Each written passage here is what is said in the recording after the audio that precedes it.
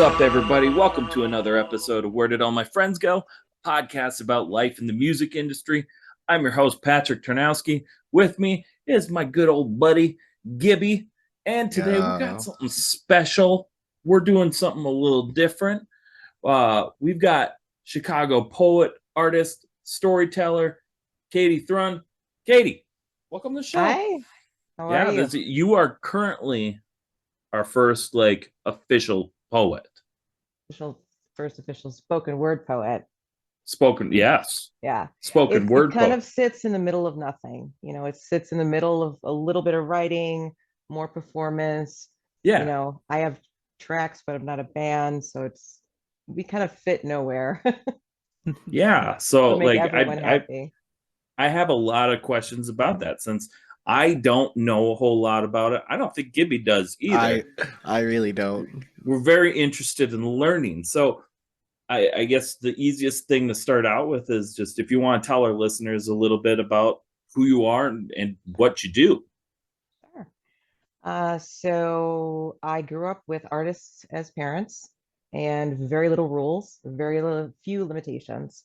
So I was able to be extremely creative from a really young age. And when I decided to start writing professionally, as in putting out a book, I just kind of skipped the line and opened my own small press and decided to do it myself and learn everything free because I had no money at the time as I went along.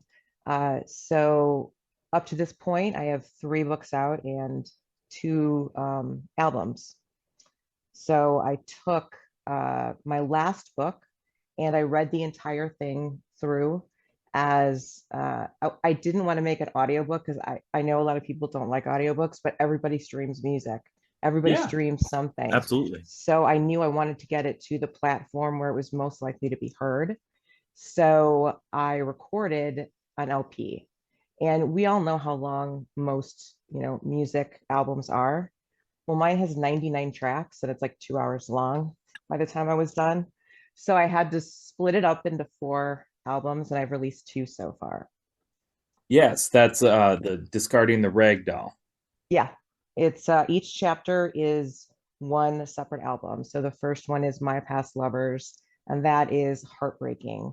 And the second is My Instigators, and that's like you're visiting my demons in this one. That one gets aggressive. But I kind of approach poetry in a very different way than I think a lot of people do. Uh, you're not going to get rainbows and butterflies and flowers and the dew and all that crap. When you're reading my poetry, you're going to get real, authentic, true stories of things that happen to us. And, I've always kind of fallen into some kind of alternative bucket. So, I've been around some weird stuff in life and I think that, you know, it allows me to tell some really interesting stories. Because part 3 comes out this week, right? Hopefully, yeah. Okay. I'm as fast as slow as I am. I set a lot of deadlines for myself when books and things are supposed to come out, and I usually miss my own deadlines. So you can Sure. usually count on it being like a couple of weeks or something after. So I launched the first 2 albums back to back weeks. So then Okay. I've taken a little break, and then I'm going to do the third and the fourth back to back weeks. Um, but the way that I approach poetry is very different. It's true stories, raw, traumatic, aggressive stories that are sometimes not pretty at all, but they're true to all of us. And I write with the intention in my head of knowing that I'm going to perform it. So it's written a little bit different than a lot of Sure. typical poetry you're going to read. Um, but I'll admit, fewer people are reading these days, and if they are, it's like an ebook. And audio is really the experience, short format and audio is really the experience people are looking for. So that's why I recorded the album because I'm a difficult read, but this is a really long book too. So if you're not really into reading poetry, you get like a few things in and you're like, I'm exhausted already. So having the ability to listen to it, in a totally different experience, I think is great because we can understand each other that way. Absolutely. No, so I listened through um parts one and two. I love the I love that there's the audio that goes along with it. It's like it does help, like it helps it move along. It makes it, very like climactic at parts, and it's an awesome way of doing it. Well, I knew that I first went onto YouTube. I went on every channel I could, and I'm like, spoken word poets, give them to me. And I was listening and listening to as many people as I could, and very few used music.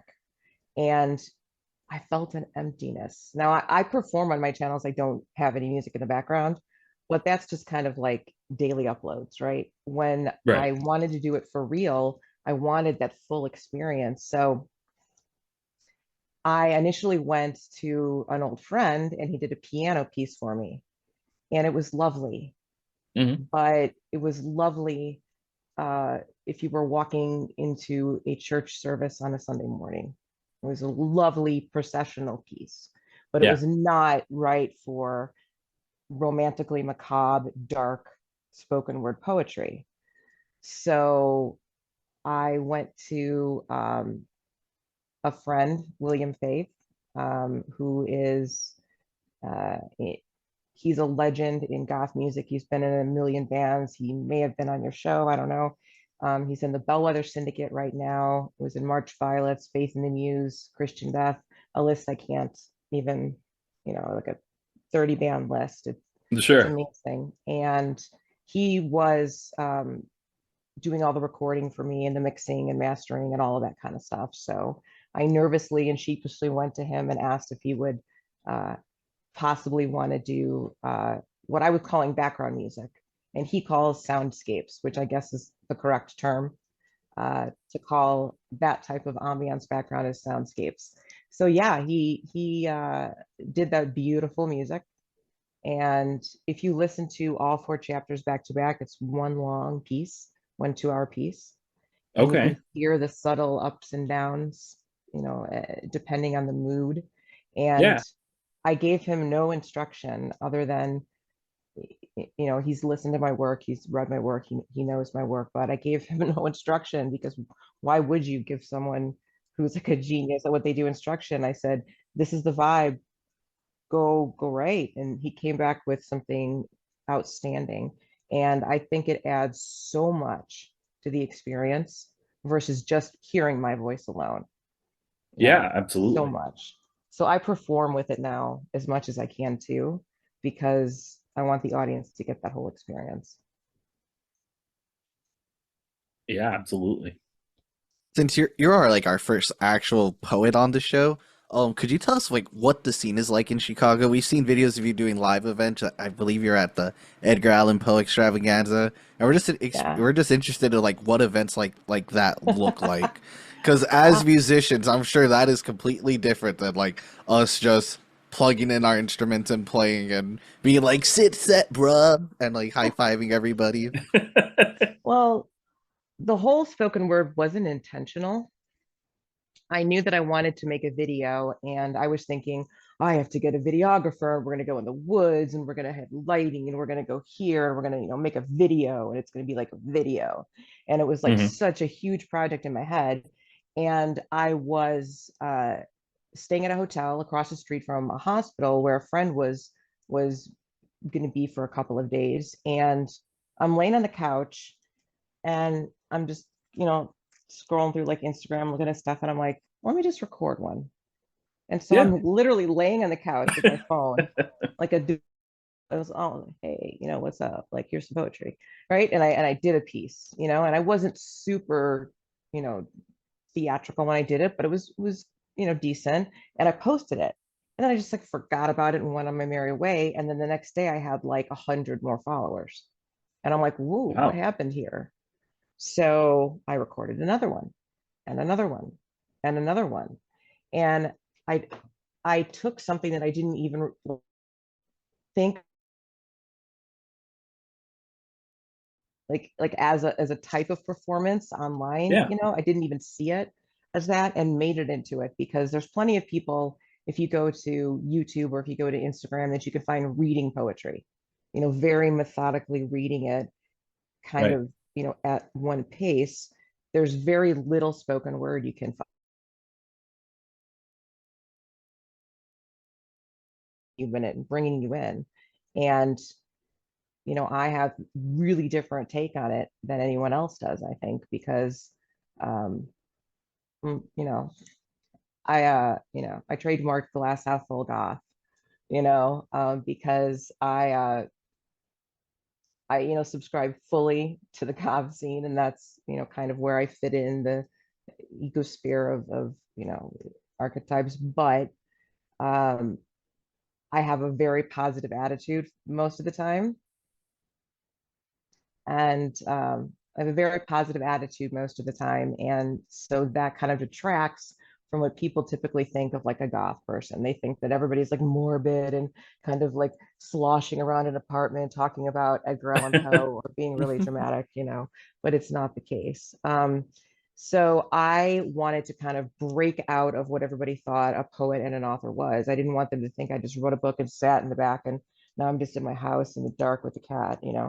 I kind of launched my book like a rock star. I launched it with merch. I had signed editions when they would get different things. I Yeah. still have merch. Like this is a laptop case, our Oh, logo. cool. And shirts and stuff, and I got stickers on the back of my phone.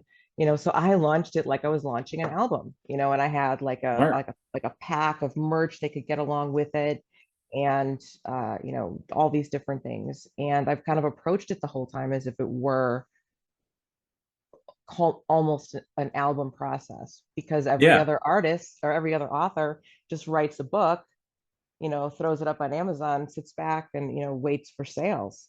You've got to be the aggressive ones to kind of go out and show people that this exists because they absolutely. don't know it exists. That's why there And isn't social media so is much like out there. it's changed the landscape of everything, Mhm. like nowadays you kind of have to abide by like the social media kind of rules about getting yourself out there because that's where most people are now is social media. Well, I used to post just like pictures of my poetry, with like a pretty Yeah. background, and I would get, decent views. But it wasn't until I started performing it that I Hmm. really had views and really started to get followers. And that's, I think, just because so many more people, it became accessible. Yeah. If maybe poetry is a difficult read for them, use like words that, people around me think are I just made up. They're like, that's not even a Hmm. word, right? No, it's a word. Look it up. And my sentence structure is all over the place, and I really play with language a lot. So I can be hard to read. And I know that because sometimes I stumble over my own stuff when I'm trying to present it. Sure. Uh, so the experience, I think, is just such a nice option that they could listen to driving to work, or you could just kind of chill around your house and like listen to and, you know, Right. probably understand it. I mean, I have fans in different countries, and, I've talked to these people and I know that English is not their first language, but they understand it way more than I thought they would, because when I'm presenting, they're feeling the words, they're feeling the emotions, they're feeling what I'm expressing just in my gestures and my speech and my tone. So I think that's kind of one way where it is like music, and that it's universal.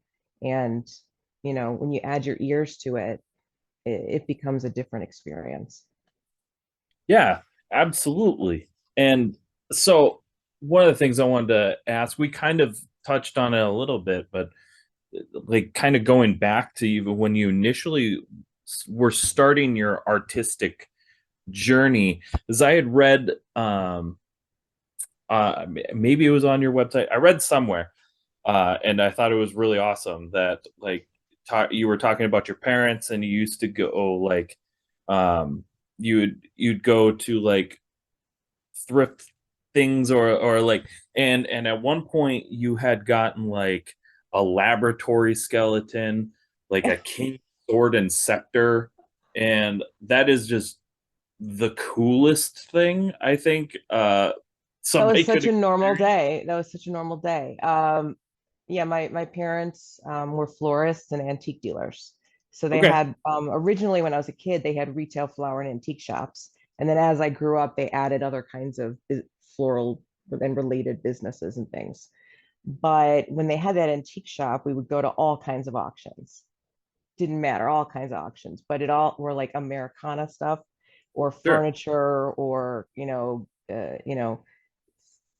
oddity collectibles and European things and stuff like that. So we would come home with the craziest stuff. My mother was so upset because we brought her home this wicker container to hold all of her yarn in. She used to knit. Um, it was a coffin. Yeah, It was a coffin. It was like a actual very small, old fashioned uh wicker coffin. She hated that thing.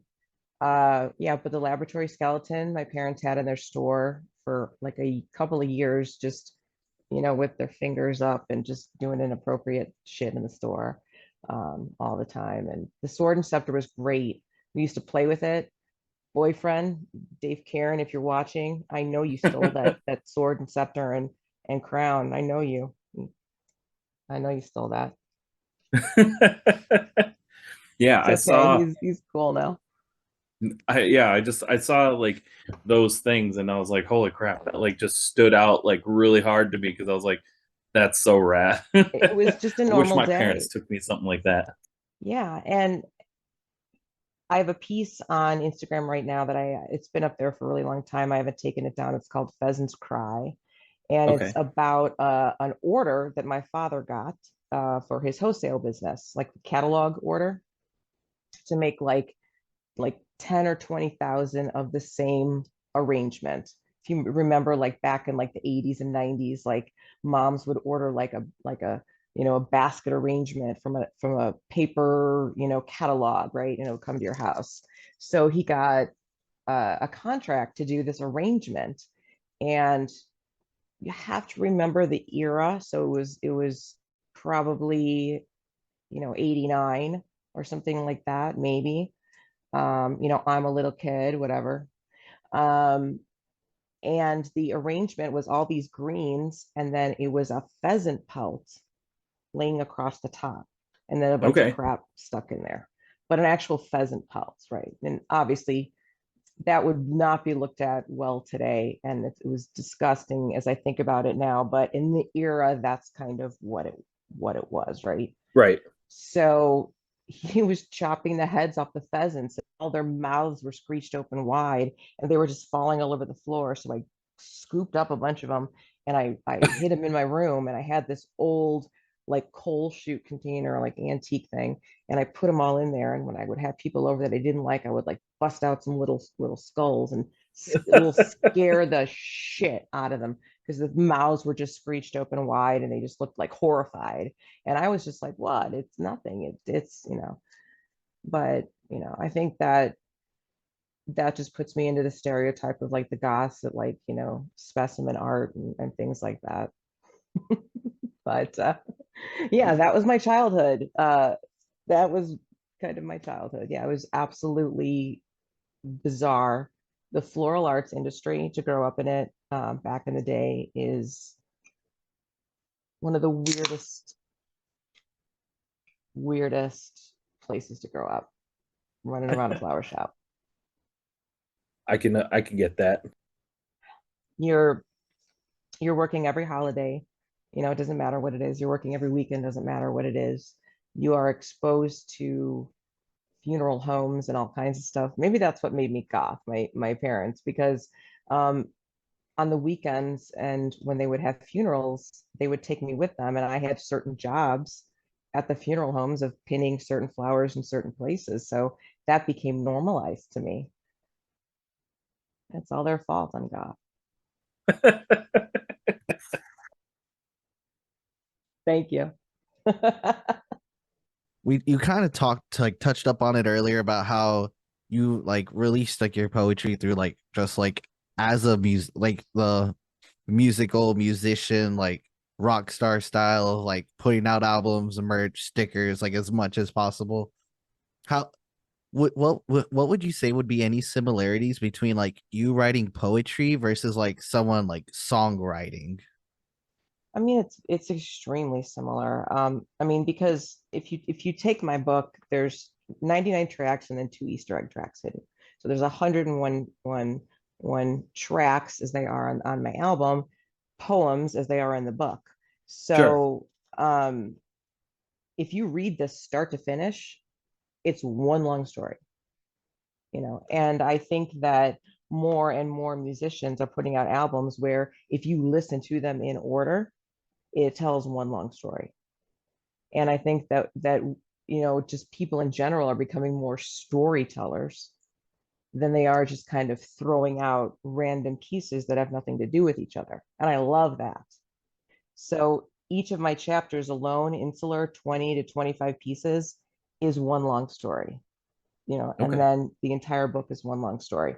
So that's where I kind of saw some similarities in at least maybe the type of music that I like. They tend to be, you know, one long story. If you listen to the album start to finish, I think that's like kind of a pop punk requirement that you have to like you start like heartbroken at the very beginning on the first song maybe, and then you get somewhere with the girl by the end, right? So there is a trajectory to like the album, right? So I wanted that to have that arc with mine too. So, you know, chapter 3 coming out is kind of hopefulness, like I can break away and I can do whatever I want.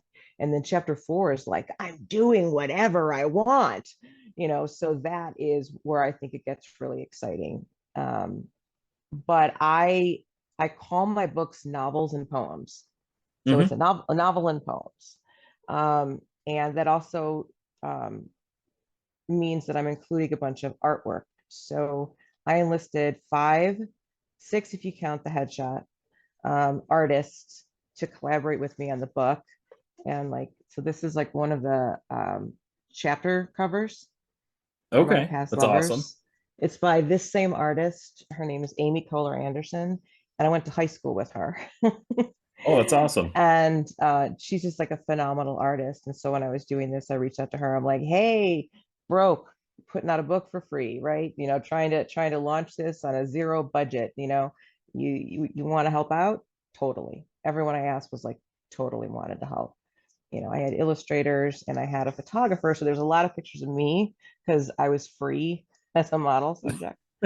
Fair. But Yeah. if you read the poems, they kind of go along with the pictures. So that helps to tell the story too. So the illustrations have a purpose and a meaning in the book. They're not just random. They actually help tell that one long story arc that you would get if it was like a novel. Yeah. And a lot of the times now you're getting on like a really well crafted long album from an artist. You're getting one kind of curated story. That's awesome. Yeah. I like it. I love, and that's just also like kind of the pop punk community as well, even just like people being stoked to help their friends out. Like I that's one of the things I love about this scene in general. And Gibby can 100% attest to this. Like how we found each other through trying to like help each other do things. And so like it's such a great scene to be a part of. It's weirdly like people I collaborate with, they're I mean they're, you know, kind of weirdos too, right? So the logo for my, so I own my own small press, October City Okay. Press, right? So I Yeah. started that in 2003. I had this if you can see this ugly pumpkin with a door logo. Can you see that? Right? It's ugly. So I that was my artistic, you know, vision, and Sure. I'm not an artist, right? So I found an artist, Frida, in Germany in 2022, and had her do my new logo, which is my pumpkin with the eyeball. So I he's love done it. everything, right? Hmm. So she got to be in this book just for that piece, but now there's a painting I have of hers. It's going to go in the book, and she's going to do a couple illustrations in my next book. And it's not about the money, because if you go into being an author expecting to be a multi-millionaire, you're crazy, just to begin with. Yeah. But I was surprised at how willing people were to collaborate and not charge me anything. The photographer, we worked together, we did this whole storytelling piece, and, you know, I didn't pay him, he's credited in every picture. He's got 60 pictures Right. in the book. It's a great, resume for him. But, I did this like, on favors and bargaining and bartering, and, hey, you could do this. And I think a lot of that is like there's a difference also between like collaboration, which is working together, and each person, helps with the project. So, with it, an artist helping with the book, well, you're also like they're a part of that book with you. Mhm. And instead of just like this is mine, like where a lot of people, so like with like albums, let's say, and an artist makes the album cover.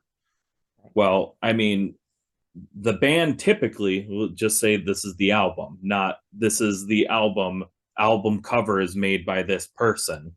You Right. know, it's a difference in collaboration. I am really big on giving credit where credit's due. I didn't do a dedication page for this book. I did what I call an inspiration page. And pretty much everyone's got a logo by now. So this is my inspirations page. And I just put Nice. everybody's logos, right? So if they inspired me at all, I don't know if you can see any of them at all, Yeah. but so these are the people that inspired me with this book. And, you know, Amy did my covers, and I mean, kindness in a way I've never experienced, because this work is work I could never afford to hire someone like this to do art for my book. That's money that I don't have to put out. But, you know, all of these artists wanted to work on this with me, you know, Yeah. and believed in it enough where in most cases, you know, it was bartering and just Yeah. kind of I mean, helping each other out. And you built a yeah, collaborative effort all together. yeah, So banking on the dream. exactly. And so speaking of like inspiration, I just had like a question, since this is, a music podcast at the forefront, Sure. should ask at least one like legit music question. All So right. with that, I just wanted to ask, what are some musicians or bands that inspire you creatively?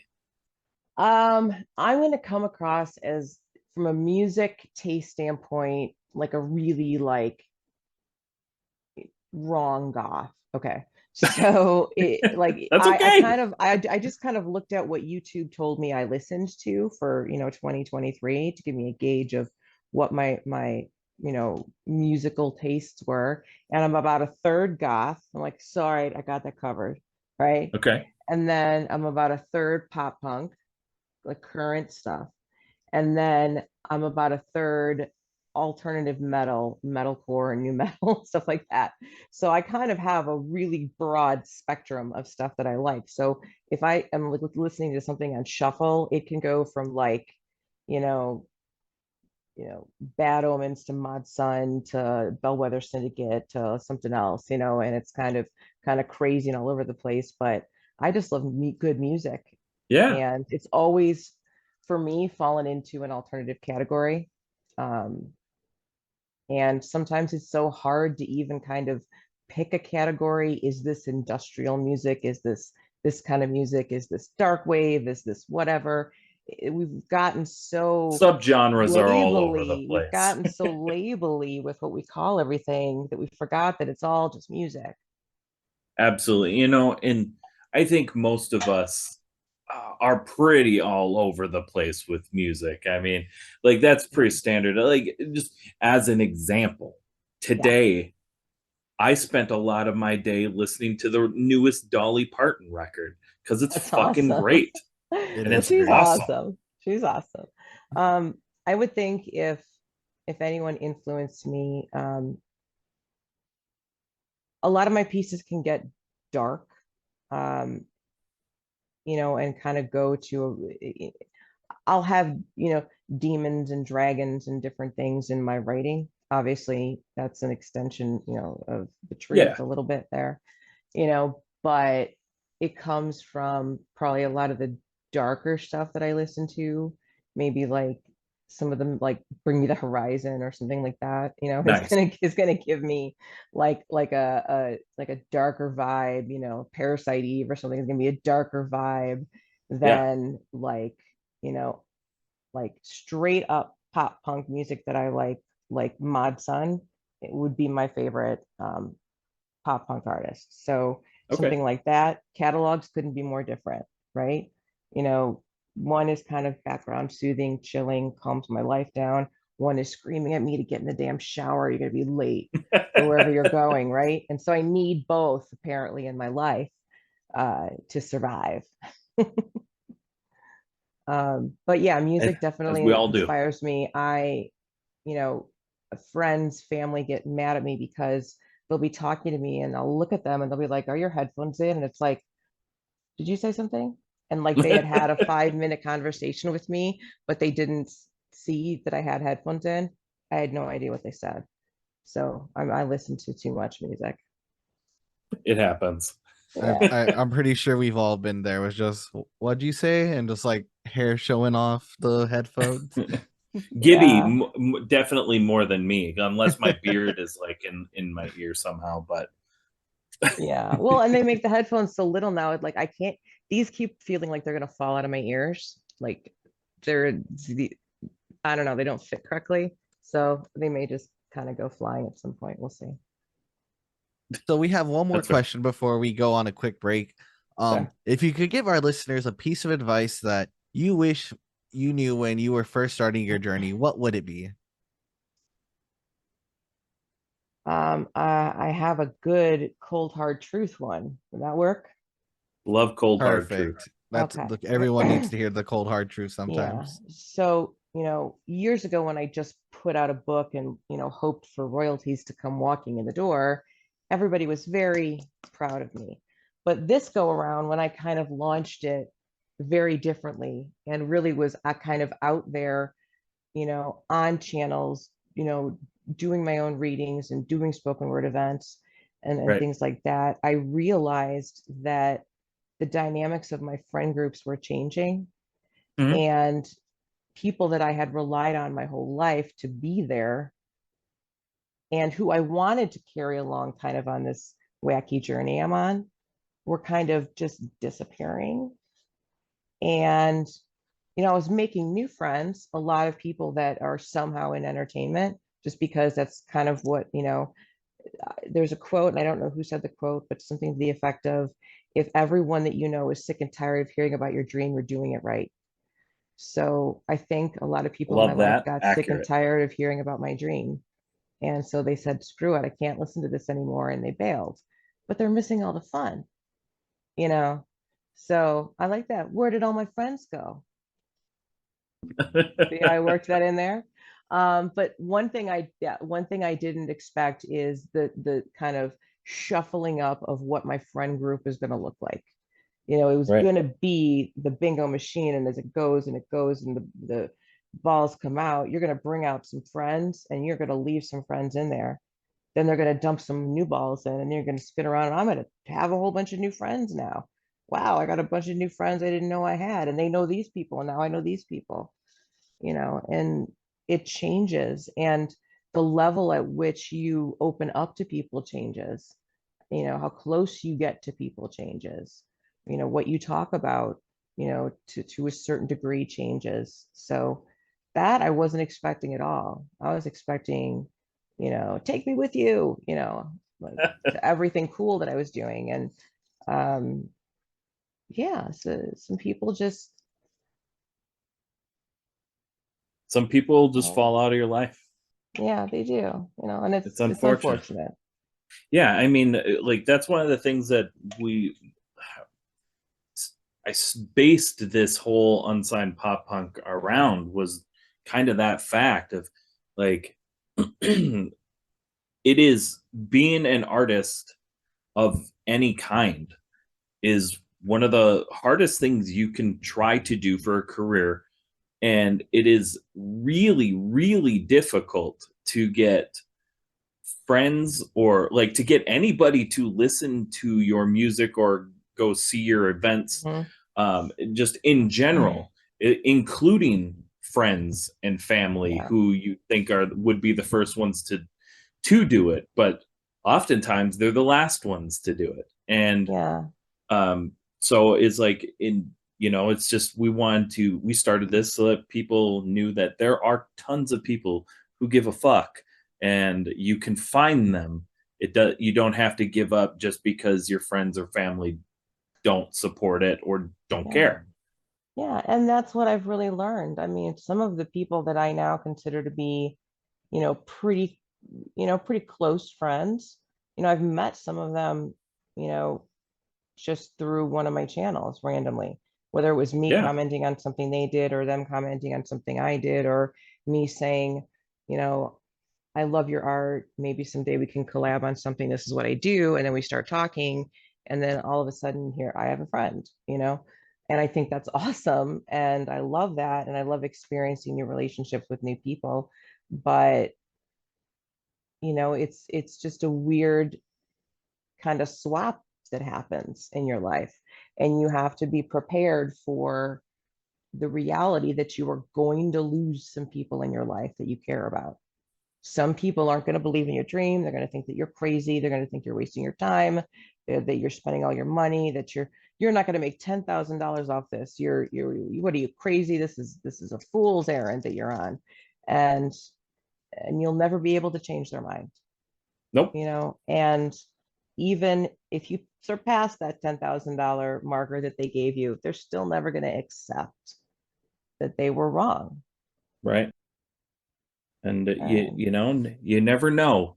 You can find a good lifelong friendship just playing a show concert in Madison, Wisconsin, and a mhm. guy named Gibby was there, and Gibby hung out with us, and then he's like, "Yo, look, if you got room in the van, I'll hop on for the rest of the tour if you want." I wish I could say that the story continues with him hopping into the van with us, but it Yeah, that's continues harder. past that. Yeah, I mean, I have met so many people. There's, I was up at like 3 o'clock in the morning one night, and there were some tickets on sale for Royal and the Serpent, Okay. and this was at the Grog Shop in Cleveland Heights, Ohio. And this was before she had had her kind of blow up Yeah, moment, sure. So no one like knew who she was, but I knew her and I liked her. And I'm like, I can make it to Cleveland. And so I bought 2 tickets at 3 a.m. It was like $15. And I'm like, okay, now I need somebody to go with. And so I drove to Cleveland Heights, saw her and saw two other bands. And one of the opening bands, Trust Band, had a lead singer named Hannah, and we just like clicked. And we don't hang out in real life because she lives in Ohio and Sure. I'm in Chicago, but we'll message each other on Instagram and stuff and just stay connected. And you know I'm getting more and more of those people in my life, Right. those connections that are I feel like they're legitimate, because there's a lot of BS in entertainment and a lot of fakeness. But if you really look and you yourself kind of try to have a kind heart, and not go into things wanting to use people, you're going to find the same kind of people back. Absolutely. Just takes some Yeah. work. And that's it. That's some great advice. You never know who's going to leave your life or who you're going to gain, but you got to make sure you get out, go do the things that you're passionate about, because you never know who you're going to find while you're out doing that. And with that, we're going to take a quick break. We'll be right back with our next segment. Hey everybody, it's Pat here with Unsigned Pop Punk. I just wanted to take a second to thank this week's sponsor, Punk Rock Pause. Punk Rock Pause is a small woman-owned business in Athens, Georgia, who creates pop punk shit for your fur baby. Punk rock themed bandanas for dogs and cats featuring some of our favorite bands from back in the day, now and forever. You know, you got Bark 182, Newhound Glory, Pawthorn Heights, Pawamore. This is your pet's punk rock universe. It's super easy to order. Visit punkrockpaws.com. All dog bandanas come with a collar that's removable and adjustable, and there's free shipping on every order. That's a steal of a freaking deal. So sign up for the Punk Rock Paws newsletter and get 10% off your first order. Follow Punk Rock Paws on Instagram at Punk Rock Paws. You know, you want to stay up to date with new merch and, you know, deals, anything that Punk Rock Paws got going on. Maybe they're going to be somewhere that you're at and you want to get some stuff from them in person. Otherwise, go to punkrockpaws.com to get all your pop punk pet needs. Now let's get back to the episode. And we're back. Thanks so much for sticking around.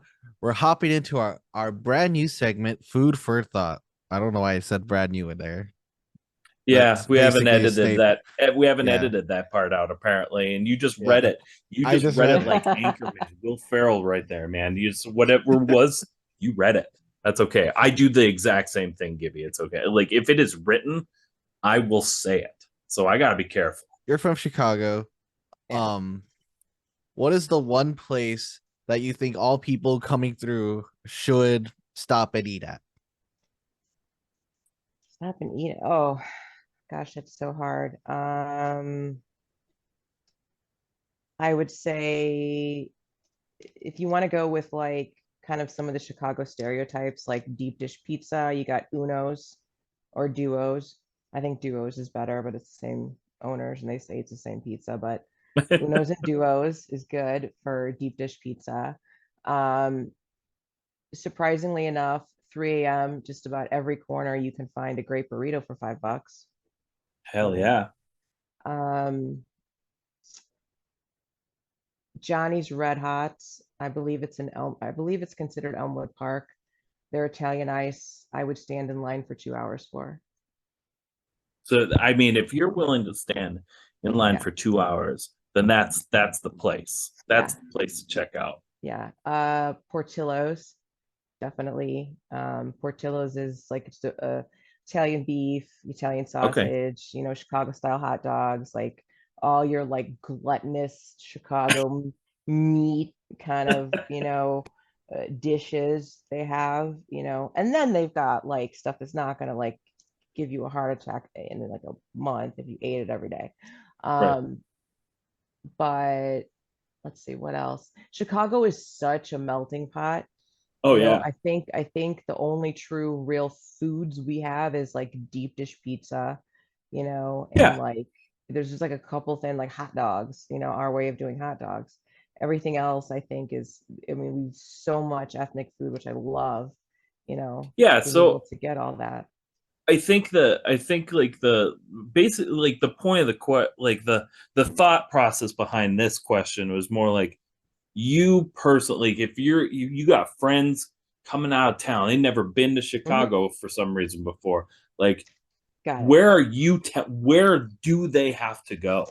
I am going to take them to Tapalambampo, Okay. which Well, is Rick Bayless's fine dining restaurant, and he won Top Chef Masters, I oh, believe, nice. and he won like two other like you know those chef competing shows.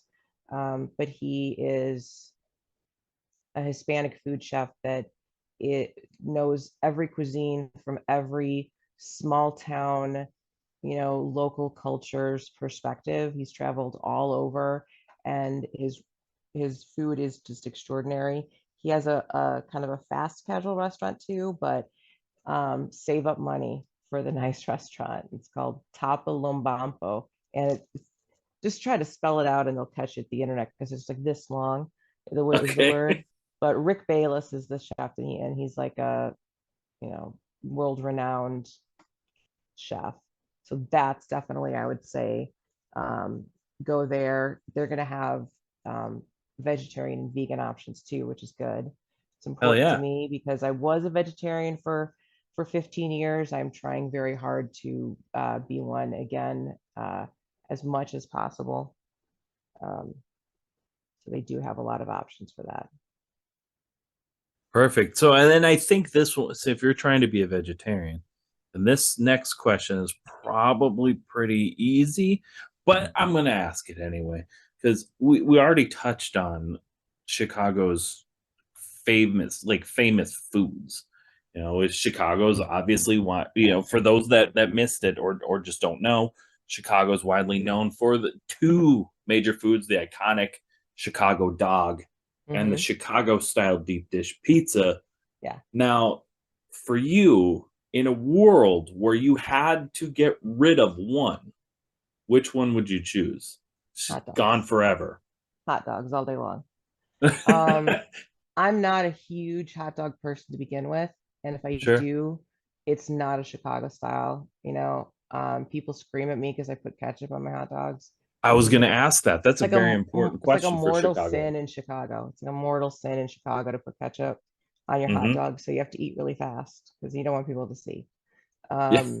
But like I'll get like a chili cheese dog or something, but like deep dish pizza, you're not screwing with my deep dish pizza. Like that's amazing.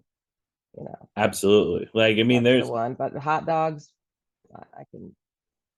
Why do you and need that's that fair. I awful mean, pepper on it anyway? And I don't need all that stuff on I my like hot dog. myself a good old Chicago dog. Like that, I think they are very tasty, but I would also that could kick rocks compared to deep dish pizza. Oh my God, yeah. Oh my God, Gibby, yeah, for what are sure. your thoughts on that? No, honestly, I'm in the same boat. I'd much rather have a deep dish pizza than a Chicago dog. But also, I Right? just don't There's so really like many hot dogs options all with your that deep dish much. pizza. I'd much rather have pizza in most scenarios. I love pizza. There is no food more pop punk than pizza. Well, I mean, it's like you can't get it wrong. Like, there's no such thing as bad pizza. Like, I have friends that are like, "Oh, I don't like that place or that place." It's like, sure you do. It's pizza. Do you want I thin mean, crust? Do you want Detroit it's style? Do you want, deep dish? What do you want? You right. know, It's like there are ones you'll prefer over the others, yeah. but like, I mean, if somebody puts down a Totino's pizza in front of me, I'm gonna eat the Totino's Yeah. pizza.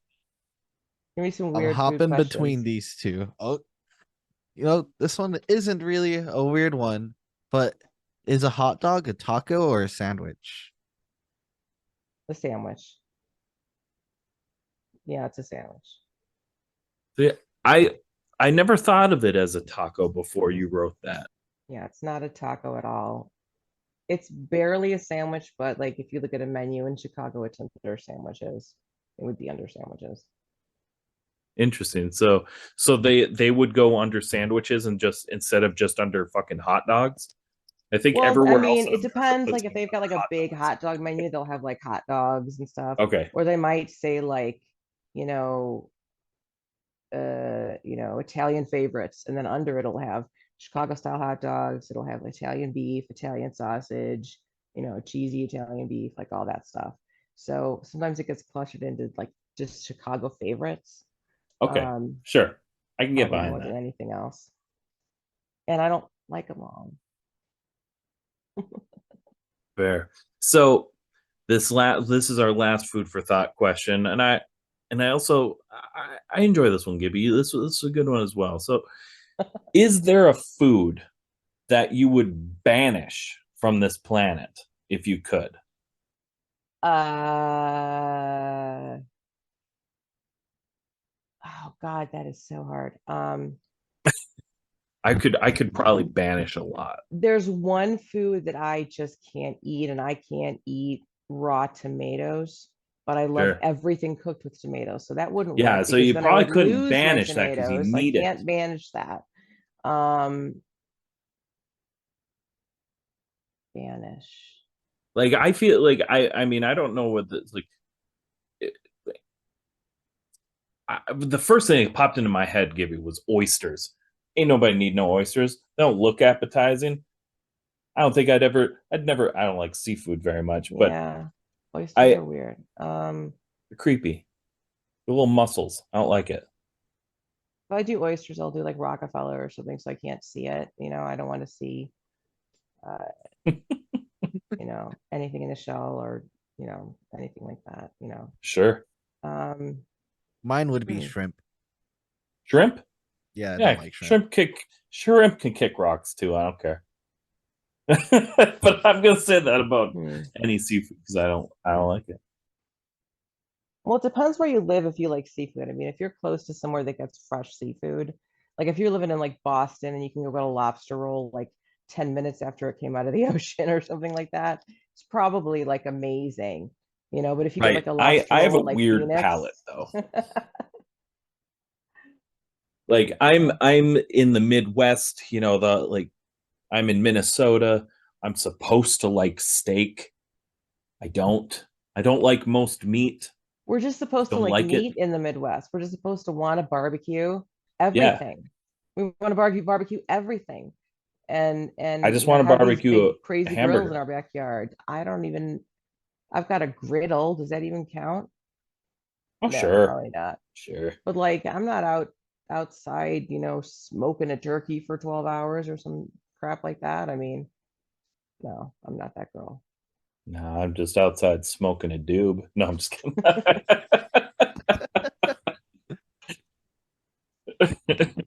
uh, Sometimes I say things that popped in my head, even if it's not true. 2024. This is nicotine, by the way, but it's 2024, so It's 2024. We can do what we want now. Sky's the I limit. can do what I want. I'm an adult. I do I'm what an I want. adult. You can do what I want. Yeah. I can Um, have I can have a sleepover on a school night like that. I'm an I could I'm have a an adult. sleepover on any night because I only need to get up if it's in my calendar. That's lucky. I like Yeah, that. but sometimes it's like late too, or it's like multiple things on the same day that kind of just screws you, like from the time you wake up in the morning to the time you go to sleep. Um, I've had days where I've had like to go do a radio interview in the morning and like do all this stuff, and it's like way out in like the North Shore somewhere, and then I had to go all the way into Chicago to you know, like halfway through the city to like go to like an open mic event that I had a feature at. I'm Right. there like with my books, like hustling my books, trying to sell autographed books and everything like that. I mean, it's tough. It's That's tough, but if you the don't joys do of that, art, man. Just yeah, hustle, hustle. well, yeah, and I'm big on like my merch is like on point. Like I think you can, look at it and tell me if I'm wrong, but I have a merch table at every event I do, and it's like a real skinny. It's actually a portable bartender table. If you've seen those, they're like 15 inches by 39 Okay. inches, and they've got two shelves, and it just fits. Like I got a thing. It just fits the books kind of in there like this. Put a couple of stickers and all my crap out. Bam, perfect booth, perfect signage. Like, Perfect. yeah. You gotta have that. You gotta hustle. You gotta make Yeah, and that I got to money. pop that up because I mean, honestly, you're always going to make more money selling your books direct than you're going to make selling them through Amazon or anything like that. Oh yeah. So I'm trying to do as many in-person events as I can on a monthly basis so that more people hear me, more people know who I am, more people are going to look for me. I can start to do bigger shows. I have um, my biggest crowd to date was Sarah Faith, out of the goodness of her heart, DJ Scary Lady Sarah, out of the goodness of her heart in 2022 in June, let me on that Metro stage uh, during Nocturna's anniversary special to do 10 minutes spoken word poetry before the French Police came on and did a concert. It was early in my journey of spoken word, so I think I could have done better. People tell me I did great. I don't know. You're never going to know, really. You critique yourself so much, but that Yeah. was an amazing experience for me.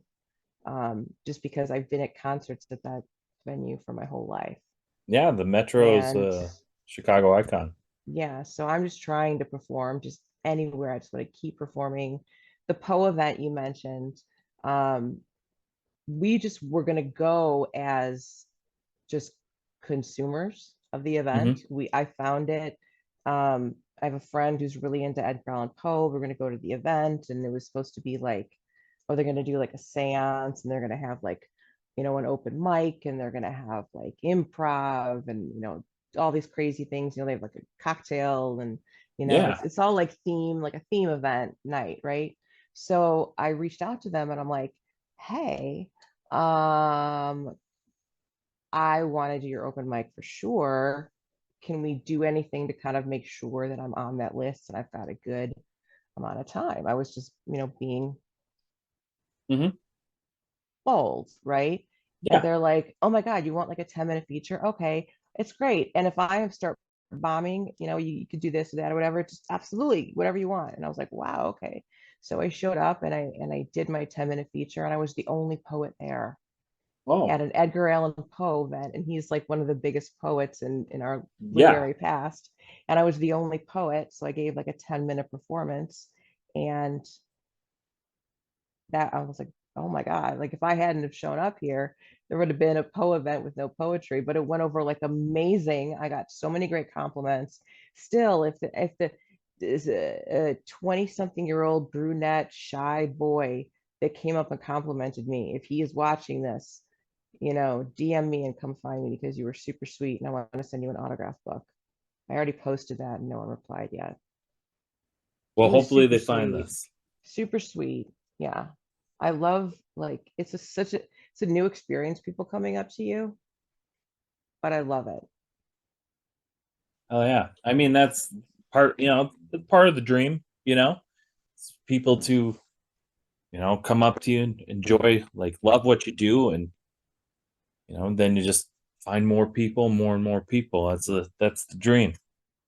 Well, I mean, it's so much more impactful for me, to do an event and I have, 5 people afterwards to come up to me and they're like, oh my gosh, I love that, or this was great, or that was great, than kind of a lot of fake, you know, BS, Yeah. right? I want real. I want people to, or if I sucked, tell me I sucked, I'm fine if I sucked, maybe I had an Yeah. off day. Everybody has an off Tell night. me That's I okay. sucked, I'm not everyone's cup of tea either. I mean, I am very macabre, and some people think it's like too morbid or too dark, and that's fine, don't listen.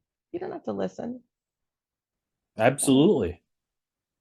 So that is the end of our food for thought section. We bounced off of that a little bit, but okay. that's okay. Okay. That's what we do. We bounce around. We go from place to place. Now it's time though for a rapid fire question segment. Friendships will be tested.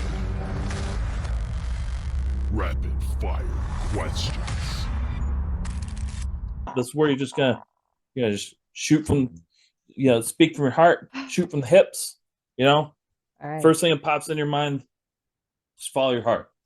All right. It's not bad. It's not. I promise it's not like math equations or nothing. Oh my God, we would never This lose. is about as easy as it gets. Like, I Okay. promise you.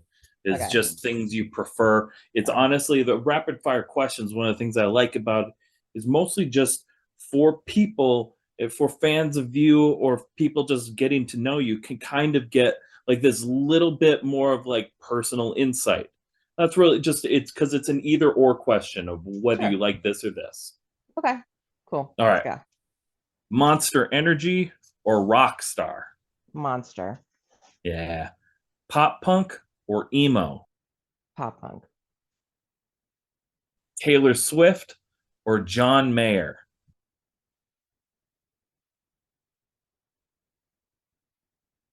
Am I required to give an answer? It can be neither. Neither is okay. Neither. I mean, there was that he did one kind of sexy song where they were getting naked or something that was like okay, but no, John not Mayer, I mean, neither. so Didn't many he? of them are sexy. Yeah, neither.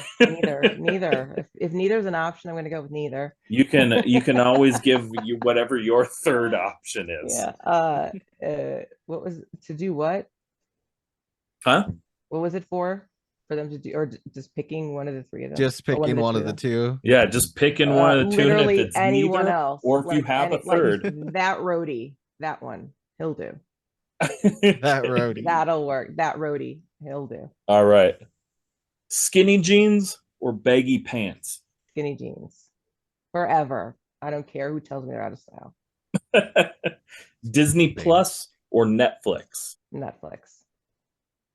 Stuffed crust. This is probably going to be easy for you. Stuffed crust or deep dish pizza?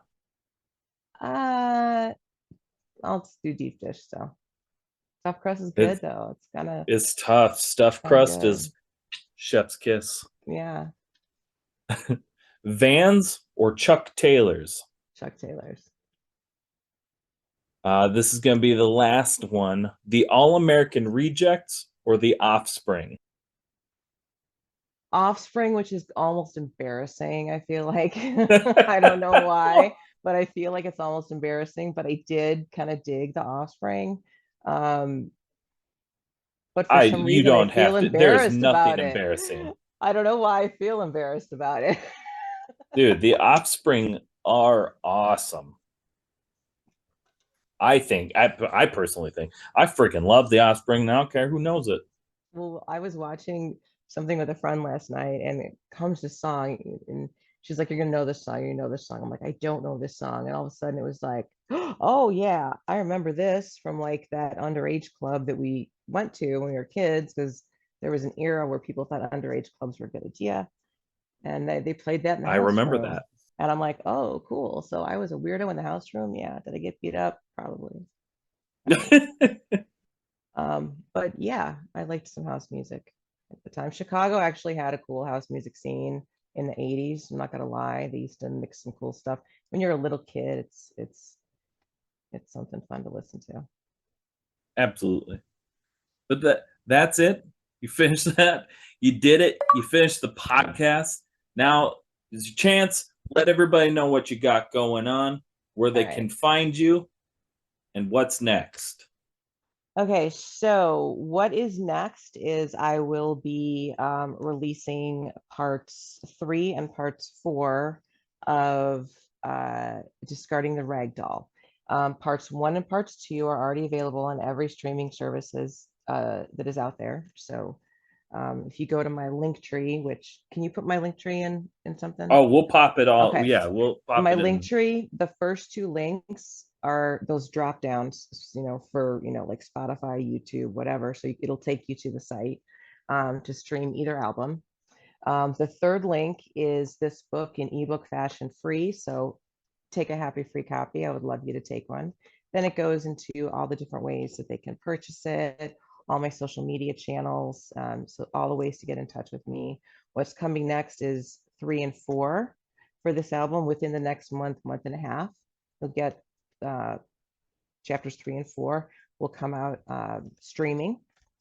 And then I am going to take my first novel and poems, Theories and Lucid Dreaming, which I wrote in 2005, and I am writing an entire new chapter, and I'm going to call it Theories and Lucid Dreaming version 2 Reflections, and kind of double the size of the book.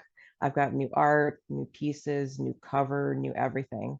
So I'm going to relaunch this like a whole, I've had reflections over the past 20 years. So that I'm going to come out with first quarter. Around Halloween, I am going to come out with a vampire graphic novel and poems. Oh, fun. Which I have been sitting on for far too long. It is like 99% done, and it is awesome.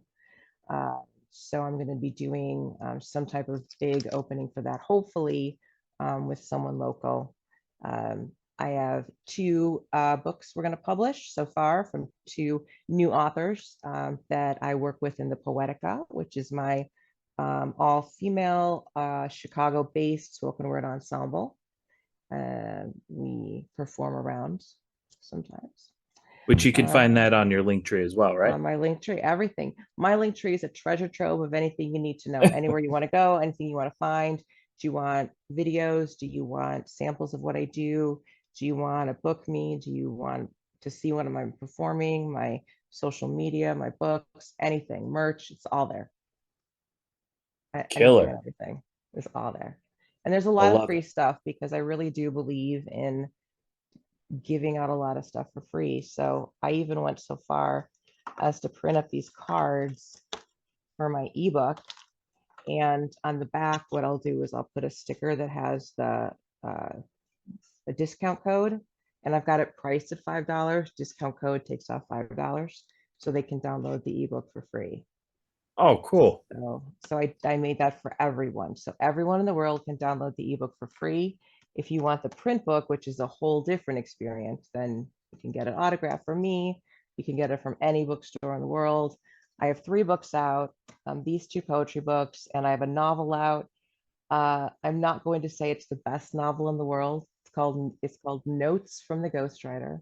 It's a vampire young adult novel. But I set out to write a novel, and technically I did that. So I No one could achieved take my it away. goal. No one could take that away. I'm going to advertise these though for those. Oh, one cool thing is in my shop, I am going to start also carrying other poets and other spoken word poets books and work as well. So I have now, I think 3 or 4 different authors in my shop. I hope to have probably about like 8. I have a couple artists. They're going to send me like their prints, and we'll have like a print corner where they can buy artwork. We're going to have a bookstore where they can buy books. So I kind of want to make it into a Chicago artist destination for shopping for some really cool stuff that Yeah, you can't get anywhere else. So we're going to see how that goes. that's super exciting. I love that idea. Yeah. But Kaytee, thanks so much for hanging out with us today. It was awesome. It was a lot of fun. I'm super stoked to have got you on the show and Thank you. to learn all about the whole scene of like what you're doing and what you got going on and what you're hoping to build. Thank you so much. Yeah, I just think that people are starting to know what spoken word poetry is again, Yeah, because it's been thrust publicly in light in a few different ways, like AGT and the Grammys, but they're starting to realize they like it.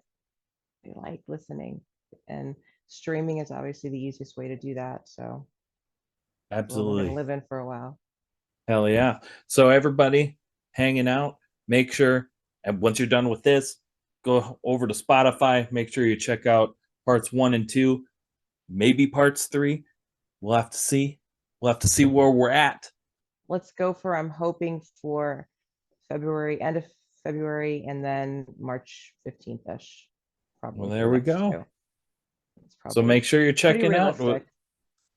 it out, hitting her up on the social medias, letting her know what you think about it. And Yes, I love honest critiques. I want more of them. yes, let's get some honest critiques out there. Also, honestly critique in the comments below what you think about, the episode, what you want to see more of. And if you got any questions for Kaytee, you can throw them in there and we'll get them over to her.